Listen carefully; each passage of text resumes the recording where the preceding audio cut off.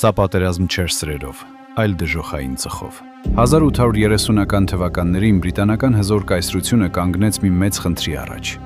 Դրանք հսկայական քանակությամբ սպառում էին չինական թեյն ու մետաքսը, բայց վճարելու համար այլևս արծաթ չունեին։ Եվ անգլիացիները գտան պատմության ամենաստոր եւ ամենացինիկ լուծումը։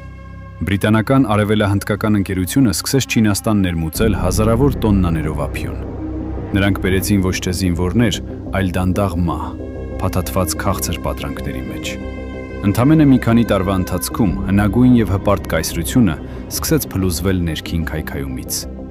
Տասնյակ միլիոնավոր մարդիկ վերածվեցին անկամք ստվերների։ Նրանք վաճառում էին իրենց տները, ժառանգությունը եւ նույնիսկ ընտանիքը հանուն հաջորդ թմրեցնող չափաբաժնի։ Երբ 1839 թվականին Չինաստանի կայսրը հասկացավ աղետի մասշտաբը եւ հրամայեց այրել բրիտանական թույնը,